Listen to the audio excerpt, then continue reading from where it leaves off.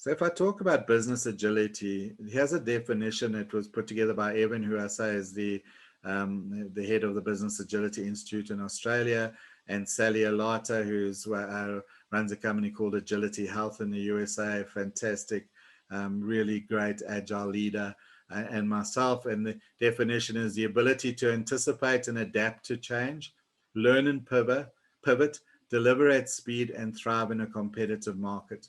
Because gone are the days when big eats small. Today, fast eats slow. The ability to disrupt, learn, and deliver faster than competitors may be the only sustainable competitive advantage. And on the right-hand side, I'm not going to go through all of them, but these are the problems we're trying to solve for.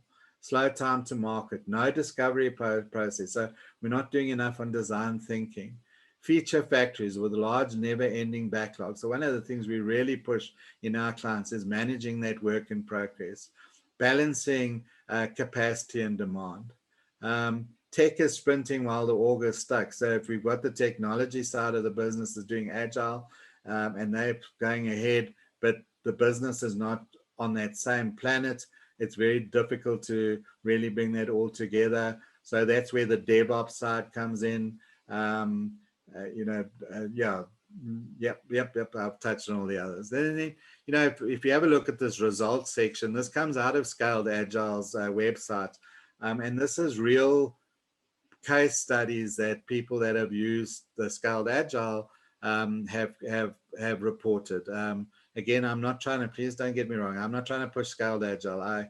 I believe that all methodologies have a time and a place, and that you can take parts of one and parts of another, as long as you're driving that limiting work in progress, you're pushing the right value, you're getting speed to market, then it doesn't matter which framework you use. But this came out of the Scaled Agile website. So it said 30% happier, more motivated employees, 50% faster time to market, 35% increase in productivity, and 50% defect reduction.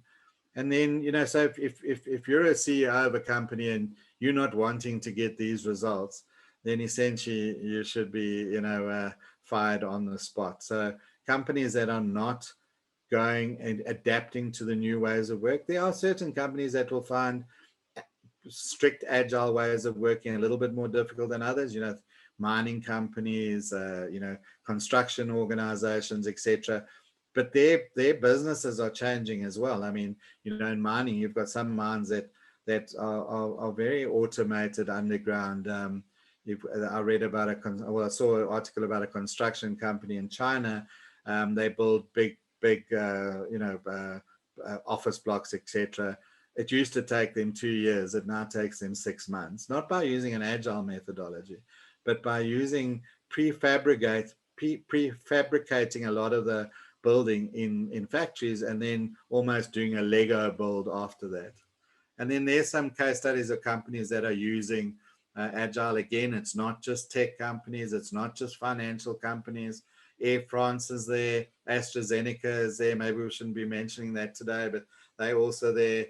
Accenture, PepsiCo, and there's, I think it's 70 of the top 100 companies in the USA use Scaled Agile, and that means most probably the other 30 are using some other agile framework to get them their results. Okay, the world of hyper innovation. This really to say that as I said, the world is changing radically. So intellectual capital is more important than physical or monetary capital. I believe that the companies that will win into the future are those that have the best talent, not those that have the best technology. Because when you think about it, who is it that develops the technology? It's the talent. And we're going to start seeing big talent wars coming soon. I was reading a report yesterday about the shortage of IT skills in the USA, shortage of data scientists. Again, that World Economic Forum's Jobs Report 2020 spoke about that 50% of the jobs of the future don't even exist today. So what are we doing about bringing those jobs in? Boundaries have become a lot more blurred around, used to be the banking industry, and then it was the retail industry, and then we start seeing, companies like finance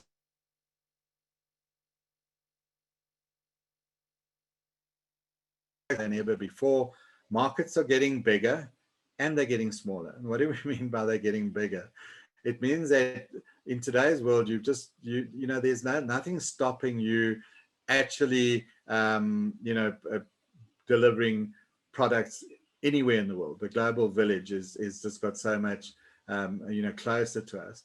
But markets are getting smaller in that you need to start focusing on the customers you want to hit. You can't have a spray gun approach and hope that all your products are going to stick. You need to start looking at which of those products you're going to have the competitive advantage on. Markets are faster and more efficient.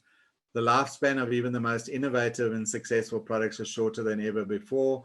Lifespan of companies is shrinking. Every industry, company, and product will undergo significant change or face disruption. You are next. We are next. Last year, when COVID-19 hit us, overnight, my consulting business lost every bit of work we had, because suddenly companies were sitting and saying, oh my God, what are we going to do? They realized very quickly that they needed us to help them get through that. But overnight, it was crazy. But we've learned to also adapt what we do to meet the market demands of our customers.